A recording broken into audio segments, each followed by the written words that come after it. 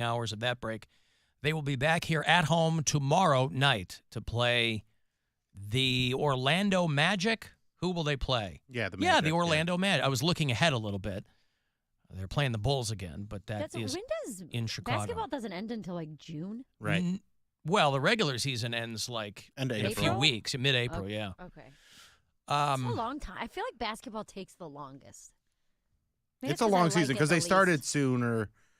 They used to start at the very end of October or like beginning of November, and now they start in the middle of October. And so it is a very long season. I wish it was year-round, where the first part of the season, you're playing all of your top guys. And then one by one, when they get injured or burn out or whatever, then you loop in the second stringers. And so by the end, I don't know how that would lay out, but just over the course of the year, you're cycling through all of these amazing athletes. But if they're not the top guys, how are they? Nobody wants top guys that. Get hurt. Yeah. So you want to play until guys get injured? Yes. And then after one calendar year, they go, what team is in first place? Well, which team has the least amount of guys injured? That's how you determine who the championship. It's just a marathon of health. Yes. And nothing else. Everybody talks about sports as like war, right? Well, it's a victory by attrition. Who said that? Football, well, mostly attached to football, of course, but nevertheless, basketball season, as far as I'm concerned, can't be long enough. And the Cavs will host Timothy Mozgov and the Orlando Magic tomorrow night at 7 o'clock at the Romo Fijo here on the Buzzard. I will have Cavs-Knicks tickets for you a little bit later on, just before 4 o'clock. If you want to get to a Cavs game and you haven't yet, Knicks are going to be in town a week from Sunday at the Romo Fijo. I'll tell you what, things get wild when it gets even a little warm in Cleveland. Was it 52, 53 degrees today? Yeah. It was beautiful. It was getting there. It wasn't there yet, but it was getting there by the time I get in this morning. From the jump, I get out of my car, and there's a guy standing in the middle of the parking ramp, and he goes, "Hump day!" He like yells it at me. Yeah. And I go, "Excuse me?" And he goes, "Hump day!" You ready? Just a guy standing there. I don't know if he works there. I don't know what he's doing. It looked like he's announcing that it's hump day. Right. I don't see what you're confused about. Well, no, I'm not confused about hump day. I was confused why 1 second after I had exited my vehicle, the guy goes, "Hump day!" And I go, "Yeah." And, I'm slowly backing away from him and making small talk. And then I go outside. I'm walking down Euclid. I've got a little bit of business to do before I go get some food. And I pass a guy on the sidewalk right here on Euclid. Pass a guy. Neither of us break stride. As he passes me, he just nods and says, "Mr. Cox." Aw. Nice. There was that. I always love highs like that. I always love when somebody just like, "Hey, Bill," or just like real, like, a Mr. Cox or a Mr. Squire, whatever. Like acknowledging it, but not being, not stopping the day. Well, yeah, I just go, "Hey, what's up?" The old joke was, please, Mr. Cox is my father. But I can't do that because, my dad's dead. You can still do it. I know how that feels. Yeah. Anyway, so then I cross the street, and there's a woman out in front of Heinen's, and she's yelling at everybody walking by. She's like plaintively wailing at people. "Can somebody help me out with some money? You got any money? Can somebody help me out with money?" She's right there at that corner. She's on the near east side at 9th and Euclid, out in front of Heinen's. "Could somebody help me with money?" And I'm going to give her some money. As I get closer to her, wow, is this woman in bad shape. Bad shape. I thought she was just kind of a panhandler who'd seen better days. This woman is clearly a burn victim. Oh. So I don't know if she had a wig on or what. Couldn't tell what age she was, but her face is all jacked up. Left hand, no fingers. Right hand, couple of digits, maybe a thumb. Hand her the money. She goes, "You got a cigarette too?" I'm like, "Baby, you should stay as far away from cigarettes." That's how difficult smoking is to quit. This woman probably fell asleep next to a lit cigarette. I'm speculating here, but I mean, this woman was in badge, and I'd never seen her before. Usually you get your normal cast of characters down here on Euclid. You know, you recognize the people who panhandle. I'd never seen this woman before. So maybe she's staking out some new territory. Maybe visually she thought she had a really compelling story to tell. How much do you give? How much did you give? I gave her $10. Jesus. Well, it's what I had in my pocket. I don't normally have cash on me, so I reached in. I had a $10 bill, so I gave it to her. That's not going to improve her life. I mean, that would almost get her a pack of cigarettes. Yeah. And so this dude who's like crossing the same time I am starts laughing because I was like, you don't need cigarettes. And he's looking at me and he's like, you don't have a cigarette? Like playing around because I just gave her money and she immediately asked me for, there was no thanks or anything. Fine, whatever. But she's like, you got a cigarette? See, like, you should, sweetheart, stay away from cigarettes. Give her a Zyn. I gave up giving homeless people money long ago. I've been because of gambling? staunchly on that because I've met people who are fakes and scams who have told me in my personal life that they were just working the highways for drug money. Understood. So I'm just saying, anymore. this particular woman, if you had seen her, you would have been like, oh my God, like you would have puckered the shorts looking at this woman. And I didn't even notice it until I got right up on top of her. And then she asked me to get off of her. So it was a little embarrassing. I'm more than willing to give food, though. Like, I've done that, I would say, at least twice a week since I've been here. Where if I have leftovers and I see a homeless person or they're begging for something, I'll give them the rest of my food. I feel more comfortable with that because I'm like yesterday, even yesterday. Would you purchase food knowing you're going to leave a restaurant and that person's outside? So let's say you don't have leftovers. Would you say, hey, can you like make me a turkey club or something? Buy them a whole nother meal? Yeah. Honestly, probably not. Like, even if I don't finish all my food, I'm not walking out with leftovers. A, I don't want to carry it. B, I know I will not eat it. Well, a lot of times I'll do it to, like, not make the place feel bad. Like, I don't want them thinking that I thought their food sucked. But I'm like, I'm not taking this because I'm going to put it in my fridge for 48 hours, and then I'm going to throw it out. Why go through that charade? Well, being here, too, though, I know I'm going to pass a homeless person. I mean, like every 10 feet. You're going to pass a homeless person. Right. So taking the food with you, like yesterday, I came down. I was in Midtown doing this thing at Sirius yesterday morning. I had to be up at 7:30 yesterday morning, by the way. So that made the whole college gig even worse. Anyway, I got breakfast. I took my leftovers, which was just like some potatoes and a half of a breakfast sandwich. And homeless guy's standing there. He's got a sign. And I said, hey, man, you want some food? I always ask, too, because sometimes they're like, no, I want your money. I don't know if you've ever had someone get picky with you. Sure. Where you'll, like, offer them something. One time I was walking and I had a salad. And I asked this guy, I was like, are you hungry? I'll give you this food. He goes, what is it? I was like, I cannot believe that you live on the street. What do you mean? Yeah, but they're not new homeless people. So I think the longer you're out there, you know, if you were brand new, and again, I don't know what that looks like. I don't, you know, if you're brand new to the game, you'd probably take anything coming your way. After a while, when you go pro, you're like, I'm going to be a little bit picky. I'm going to look over my options. Well, the guy yesterday, this is normally the response I get. I asked him, I was like, do you want this food? And he was like, yeah, sister, I got to eat. And like, so usually they're very, gracious and whatever you can give me. But there are some times where I'm not going to give you money, but I'll offer you what I have. And they'll be like, nah, I don't want a salad. I'm like, okay. I guess you better eat nothing. Not even homeless lettuce. people want salads. Come on. So I feel like an a-hole eating a salad.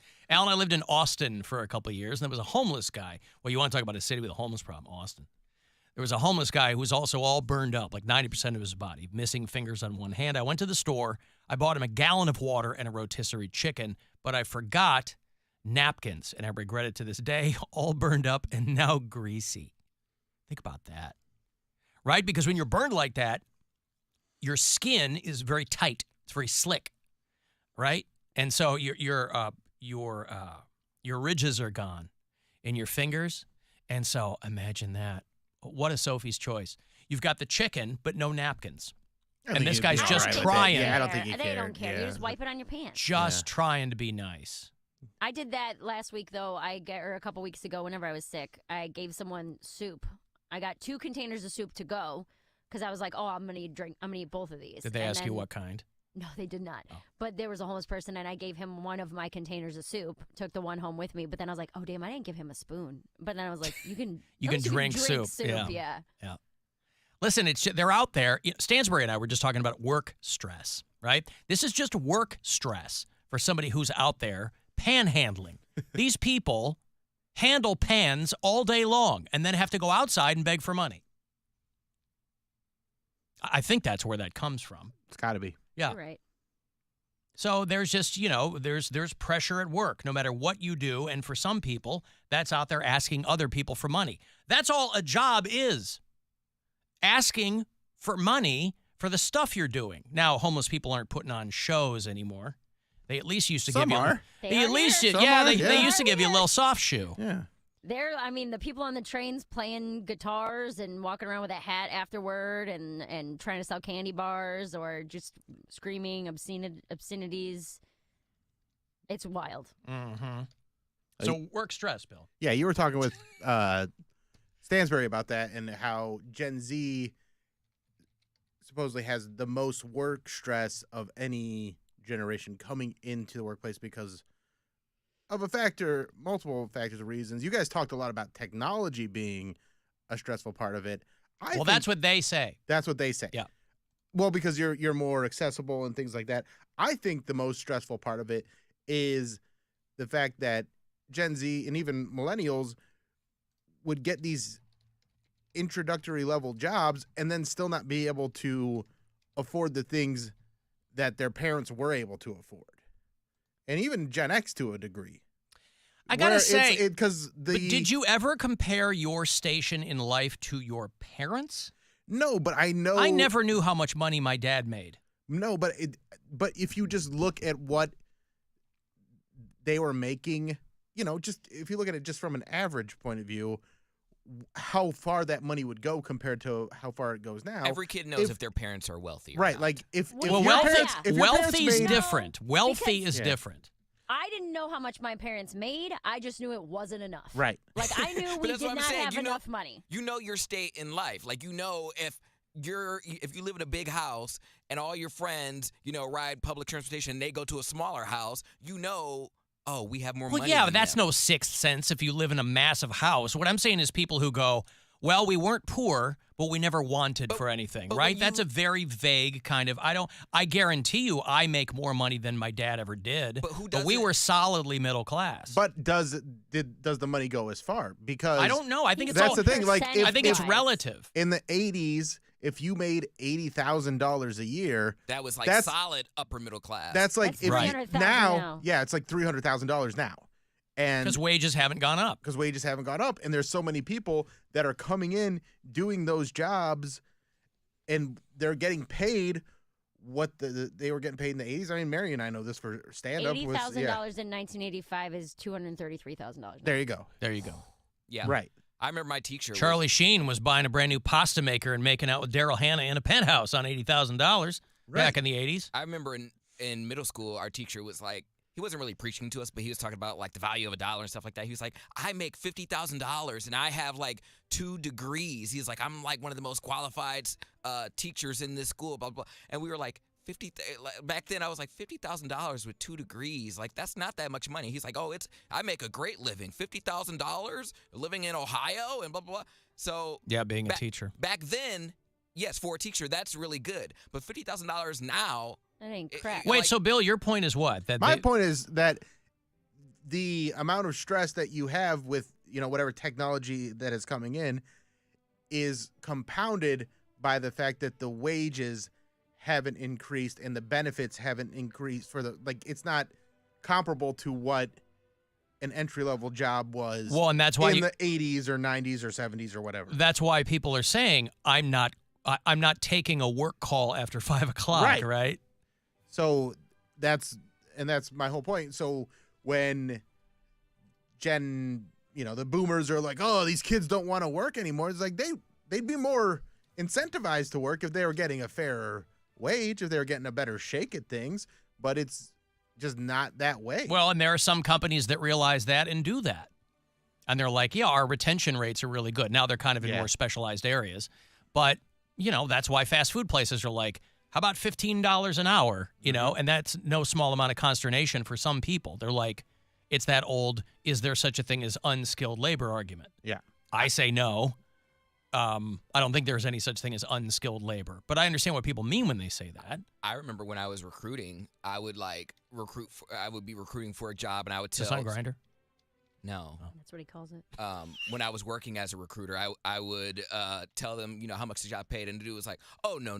He was like, "I make more than that on unemployment." He was like, "Until you guys can match or exceed what I'm making on unemployment," he was like, "I'm just gonna wait." So you guys are paying nothing because most people aren't getting rich on unemployment. You're not getting rich, but you'll live. You'll live, but I mean, like, why would you want to go and have the frustration and stress? No, of I understand. A job I understand, when you can but just have a no job. I was like, I kind of feel him though, but like, I was like, well, damn. Like, I just never heard. Like, I'm not someone who wants to be poor. Like, I can't pay my debts because I don't make enough money to pay all my debts. If I was a person of means, I would I'd be debt free, have the best of everything if I could afford it. And that's just like not the case. Some people are okay with being in debt, having poor credit, or not having life insurance or whatever. I don't know if it's you're okay with it so much that you understand this is just how I live. Like, no, I'm saying if you're a person of means, until you like make a certain amount of money, like some people are just like, oh well, I just. Yeah, but that's why people read these articles where they're like, they make $200,000 a year and they live check to check. Because when people start making more money, they spend more. They spend more. The trick is to kind of keep that the same. Yeah. Somebody texted and said, Bill's crazy. Our parents couldn't afford a goddamn thing until they worked for a long, long time.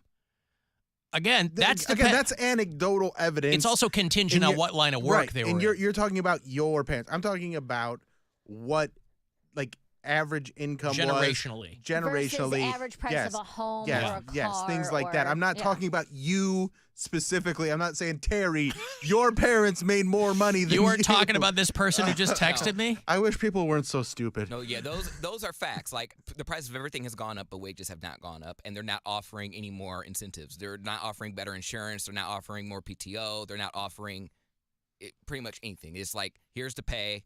Take it or leave it. If not, we'll find someone to work temporarily. Well, that's why those glowing jobs reports can be very misleading, because they're like, oh, yeah, there's jobs to be had. Mm-hmm. You'll end up doing 2 or 3 of them to, try to keep things together. But Alan, I grew up with my dad being disabled and getting less than $500 a month for a family of 4. Yeah, listen, that sucks too, man. But I always think of people who are in the front of their lives, or the beginning of what is their earning potential, right? Those are 20s, 30s. Well, yeah, 40s? Those are the people that I don't understand, where they go, "We're going to have a bunch of kids." It's like, well, that's not. But that used to be the way people do it. And also, why did this guy with a disabled dad? Why didn't your dad just pull himself up by his wheelchair straps? Because he worked for a wheelchair strap manufacturer, Bill. That's how he got hurt, ironically. Very. Also, I mean, it's such a nuanced argument, though, because people maybe aren't having kids because they want to. We've talked about it before, where sex is free. So people are getting pregnant young in these small towns. But condoms are cheap. Sure, or damn near they're and nothing will suck the money out of your life more than kids. Actually, but that's it's just a fact. That's not true, though. It's a full-on truth. But you don't have children. I have friends that have kids, and there's a lot and of they will tell you nothing will suck the money out of your life more than raising children. I know people that have gotten. They're better. They have more money now that they have children. That's How did that happen? Because they get government child support and government assistance. Well, I'm not talking about that. I'm not talking about people who are on the teat. I'm talking about people who are working and complaining they can't pay their bills, which is a legitimate complaint. Yes, but then don't throw an anchor into the water and tie it around your neck. It's such a capricious decision that people have to have children, and I will never understand it. I was somebody who was never going to have kids. That was just because I had no interest in having children. Here you are. And here I am. Kids. I love my kids more than anything, and thank God I can keep everybody afloat. Thank God. But most people can't. I understand that. That's why I'm saying, and those are the people who have to go, let's be let's be rational about this, Yeah, I don't know. right? Or you just accept that being in debt and living paycheck to paycheck and having an extra $25 or $30 is being wealthy. Yeah. When you're like, That's I fine, can too. afford to get my nails done this month. That's Like, totally that's fine. I'm not insane. talking about that kind of stuff. I'm talking about the people who are somehow confused that they never have any money. And it's like, Well, we were considered working lower middle class. My mom made just enough to get by. I honestly don't know how she did it because she owned her home. She raised 2 boys on her own. Yes, she got child support, but it was like far less than what my dad should have been paying at the time. And she went to work, and we never really wanted for anything. We were considered the rich kids amongst all our friends because we had cable, we had all the great snacks and everything, and we each had our own room. We didn't have to share anything. So we made enough to get by, but we weren't rich. you were rich in love. Oh. Although not rich in dogs, because that got stolen. We were rich in cats. We had 3 dogs, And one got stolen. but we got another one in her place that we took. I've got to take a break. If you want to send a text, 35192, you can listen anywhere on the iHeartRadio app. We got stuff. You want stuff. Win stuff. This week at WMMS.com. Register to win tickets to the Cleveland Auto Show. The wait for automotive excitement is over. The Cleveland Auto Show returns to the IX Center February 23rd through March 3rd. With more than 500 vehicles on the show floor, there's no easier way to compare features, technology, and comfort. Parking at the Cleveland Auto Show is always free, courtesy of your franchise new motor vehicle dealers. Register to win and get more info at WMMS.com. This is Doug Gottlieb. Here's what's trending from the iHeart Sports Network. Presented by Floor Coverings International. Guardians manager Stephen Vogt isn't ready to name a starting pitcher for Saturday's Cactus League opener yet, choosing to wait through this week's live BP sessions. Multiple sources report Cavs guard Donovan Mitchell is still not expected to sign a contract extension this offseason. He'll test free agency in 2025. And Apple launched their first sports app today. Apple Sports shows real-time scores, stats, and betting odds on the company's devices. I'm Scott Davidson. Floor Coverings International earns star ratings for everything from their mobile showroom, local ownership and operation, to customer satisfaction. So go with the stars of flooring. Visit FCIFloors.com today. Your afternoon drive is brought to you by the Ken Ganley Auto Group, Ohio's #1 automotive retailer. Facing a plumbing or drain issue without immediate assistance can be a nightmare. Hey, it's Charlie for Mr. Rooter. When you're in a bind, waiting 2 or 3 days simply isn't an option. That's why I trust Mr. Rooter. They've been the go-to experts for unclogging drains and fixing plumbing emergencies 7 days a week for over 30 years. They prioritize your problem and aim to arrive within just a few hours, not days. Plus, with their fully stocked trucks, they're ready to tackle the issue on the spot. Call Mr. Rooter today at 855-MISTERS or visit MrRooter.com/Cleveland. The free iHeartRadio app has over 100 commercial-free stations like The Brew,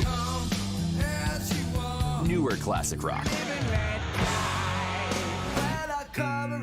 Just search The Brew and listen now on your free iHeartRadio app. Free never sounded so good. Close to 20 million Americans struggle with alcoholism. Our neighbors in Ohio are no exception.